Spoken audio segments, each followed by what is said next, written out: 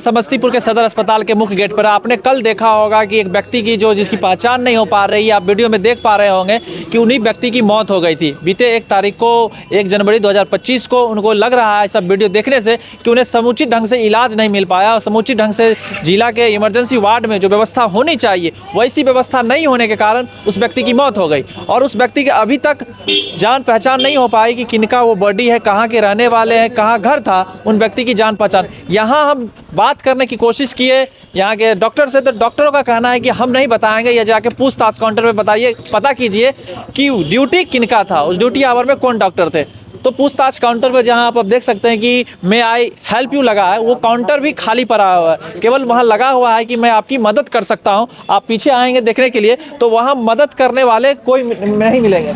तो यहाँ help counter जहाँ लगा है कि मैं आपकी सहायता कर सकता हूँ, तो कौन सहायता करेगा? ये काउंटर सहायता करेगा या काउंटर पर बैठने वाले आदमी? तो यहाँ बैठे कोई आदमी हमको नहीं पाए गए और हमने गवर्निंग बॉडी के ऊपर के अधिकारियों से मिलना चाहा, CS या DS से, तो उनके ऑफिस में जाने के बाद ऐसा पता चला कि वो यहाँ नहीं है। जब भी आप किसी भी बड़े अधिकारी से मिलने जाएंगे तो एक जिला में DM के अलावा आपको किसी भी ऑफिस में जाइए तो वो कहेंगे कि फील्ड में है। ऐसा कितना बड़ा फील्ड बिहार में हो गया है, बिहार के सरकारी संस्थानों में हो गया है कि सभी लोग आपको ऑफिस में ना मिलकर वो फील्ड में रहते हैं। तो हो सकता है वो मीटिंग में हो, कहीं भी हो, लेकिन ऐसा सिस्टम आपको बिहार के हर एक विभाग में देखने को मिल जाएगा। वो आपसे मिलना मुश्किल हो जाएगा, आपको किसी और से मिल सकते हैं। और लोगों से बात करते हैं कि जिला के जो अस्पतालें हैं उसमें कैसी व्यवस्था है, उसकी मौत कैसे हो सकती है। वो जो मौत हुई है कल उनकी मौत कैसे लग रही है कि हो गई होगी? हमें लगता है कि उनका उपचार सही से नहीं हुआ है और उसी कारण से उसकी मृत्यु हुई है। जैसे वीडियो में भी देखने से प्रतीत होता है, उपचार के बिना ही उसकी मौत हुई है। चूँकि हम ये बात जानते हैं कि हमारे सदर अस्पताल के इमरजेंसी वार्ड में सुविधा के नाम पे केवल खाना पूर्ति ही है। तो इमरजेंसी वार्ड में जो चीज़ होना चाहिए, क्या वो चीज़ें लगता है कि एक जिला के अस्पताल है, सबसे बड़ा अस्पताल है, वो चीज़ है? नहीं लगता है ना। कहाँ हो रहा है? वीडियो में देख रहे हैं, लोग तड़प रहा है, उसको ना कोई उठाने वाला है ना कोई देखने वाला है, तड़प के मर गया। और पत्रकार लोग उसका वीडियो कैद कर रहे हैं, वो जो पलट रहे हैं, क्या लगता है कि उसको कोई बीमारी है, ऐसा कुछ है कि मौत हो सकता है? ऐसा तो कुछ नहीं लग रहा है। पलट रहा है तो उसको देखना है ना, क्या दिक्कत है, वो बीमार है कि नशा में है, क्या दिक्कत है, वो तो डॉक्टर साहब देखेंगे ना।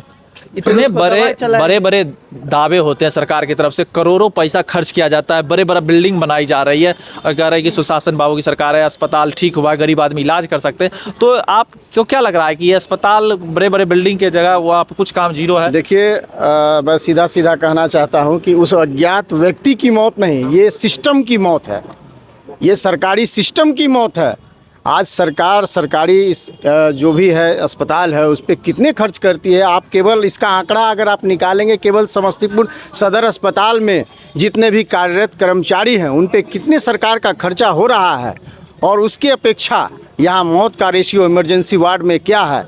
अगर होता है तो अगर इमरजेंसी अगर ज़्यादा रहती है तो यहाँ पर ये खेल खेला जाता है, एक और खेल होता है इमरजेंसी वार्ड में कि यहाँ से आपको रेफ़र कर दिया जाएगा। चूँकि अपना कन्नी हमको काटना है, हमको लगता है कि अगर वो शख्स जो अज्ञात व्यक्ति की मौत हुई है, अगर उसकी मान के चलिए सदर अस्पताल के बजाय उसका अगर हम भर्ती किसी प्राइवेट हॉस्पिटल में करवाते तो उसकी जान बचाई जा सकती थी। तो हम इतने खर्च होने के बावजूद भी उस मौत को अगर नहीं बचा पाए तो पूरा ये सिस्टम का पूरा फेलियर है। और हम प्रशासन से चाहेंगे और जिला प्रशासन से जिला और यहाँ के जो CS हैं उनसे हम चाहेंगे कि बेहतर व्यवस्था हो और किसी चीज़ की कमी हो तो उस चीज़ की पूर्ति करवाई जाए। तो ये केवल खाना पूर्ति, इमरजेंसी वार्ड का केवल खाना पूर्ति बन के न रहे। अभी तक उसकी जान पहचान नहीं हुई, पता नहीं चला है कि वो किनका है। आपको उससे क्या हमदर्दी है? आप लोग क्या कर ऐसे? देखिए, एक मानवता के नाते एक अज्ञात आज हो सकता है कि वो मेरा कोई नहीं है, बल्कि वो कोई मेरा नहीं है, लेकिन एक मानवता के नाते कि कल मेरे परिवार से कोई होगा, इसी तरह से कहीं वो भर्ती होगा तो उसके साथ भी इस तरह की हादसा होगी, उस तरह भी घटना को अंजाम दिया जा सकता है, उसको इलाज के बिना उसकी मृत्यु हो सकती है। तो इसलिए हम लोगों को कॉन्शियस होना पड़ेगा, सरकार से सवाल पूछना पड़ेगा। जो इनके जिम्मेदार हैं, जिनके जिम्मे इसकी जवाबदेही सौंपी गई है, उनको इसकी जिम्मेवारी लेनी होगी। और कुछ कहना चाहेंगे कि इस मौत पे जो आप अभी 2 घंटे से खड़े हैं, आप प्रत्येक कोशिश कर रहे हैं उस मरीज के बारे में जानने का, आपने भी कोशिश किया और बतौर रिपोर्टर हमने भी प्रयास किया कि उनके बारे में चीज़ खंगाली जाए, और बतौर नागरिक आपने भी कोशिश किया कि इनके बारे में सूचना जारी की। तो एक आदमी उससे बारे में कि कौन डॉक्टर देखे, कौन सा रिपोर्ट था, ये कैसे पता चलेगा? हमने तो पिछले 2 घंटा से इसकी कोशिश की है। अभी तक तो मुझे कोई भी सफलता हासिल नहीं लगी है कि उसके बारे में कोई विशेष जानकारी मुझे मिल पाए। उसकी कौन सी दवा चली, पोस्टमार्टम रिपोर्ट क्या है, ऐसा कोई रिपोर्ट अगर कोई आदमी पता करना चाहे, और आप 2 घंटे से बौख रहे हैं, घूम रहे हैं इधर उस ऑफिस से उस ऑफिस, इस ऑफिस से उस ऑफिस जा रहे हैं, फिर भी आपको नहीं पता चल रहा है? बिल्कुल बिल्कुल, हम तो बहुत देर से प्रयासरत हैं कि किसी तरह से उसकी जानकारी मिले।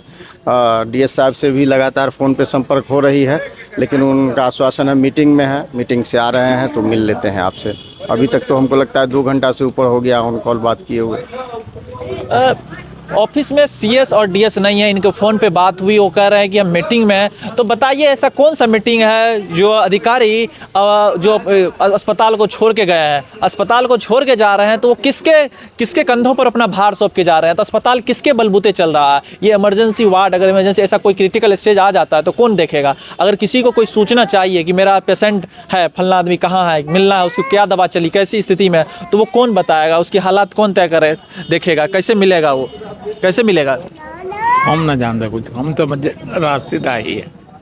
अगर मान लीजिए आपके साथ ऐसा होता है तो आप नहीं जानते, अगर कोई आदमी को मिलना चाहते हैं, उसे अब नहीं मिल पा रहे हैं, कैसे होगा? किसी का पेशेंट है। अरे हम किसी से नहीं मिल रहे हैं, हम तो जा रहे हैं बाजार।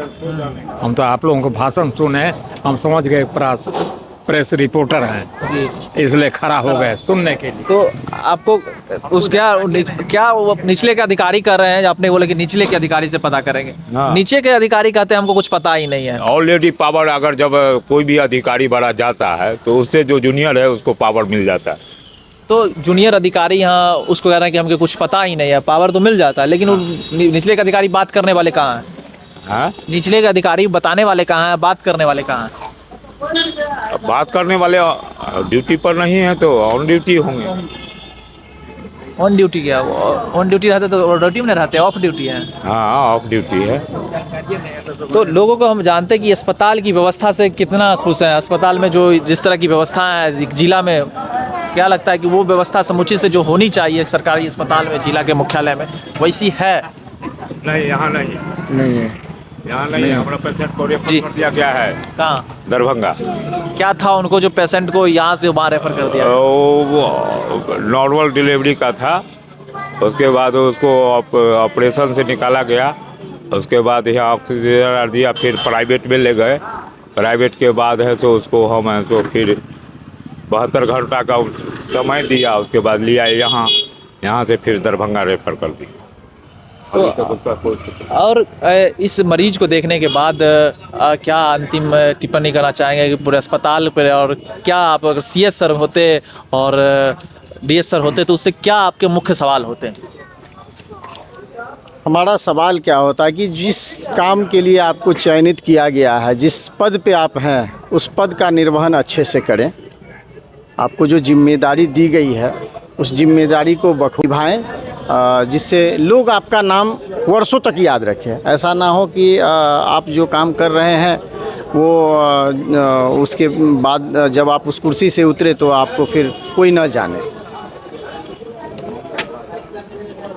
तो इन्होंने कहा कि सीएस हो या डीएस सर से अगर हम उनसे हमारी मुलाकात होती तो मैं उनसे यही सवाल करता कि आप जो जिम्मेदारी पर पद पे हैं, जिम्मेदारी के पद बहुत उच्च पद पर है, और उसकी जिम्मेदारी का निर्वहन आप ईमानदारी से और सच्चे तरीके से करें, ताकि ये जो लोग हैं जिनकी मौत, ये जो व्यवस्था है, क्या व्यवस्था के कारण हुई है, जो व्यवस्था समुचित ढंग से नहीं उपलब्ध हो पाई है?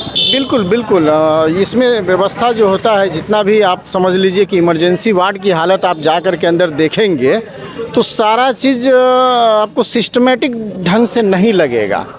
जैसा होना चाहिए। प्रॉपर जो इमरजेंसी वार्ड एक्सीडेंटल केस के लिए अलग होना चाहिए, नॉर्मल पेट दर्द के लिए इमरजेंसी के लिए अलग होना चाहिए। लेकिन यहाँ देखिएगा, आप आइएगा तो सारा चीज़ एक साथ ही रखा हुआ है।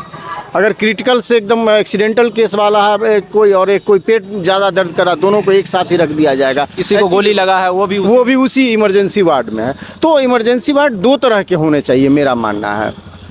एक जो आकस्मिक घटनाएं घट जाती है, उसके लिए एक अलग इमरजेंसी वार्ड होना चाहिए। जो लंबे समय के लिए 3-4 समय और जैसे किसी का एटेंडम पेट दर्द हो गया, सर दर्द हो रहा है, बर्दाश्त नहीं हो रहा है, तो उसके लिए एक अलग से व्यवस्था होना चाहिए। सभी को एक साथ नहीं रखा जाना चाहिए मेरे ख्याल से।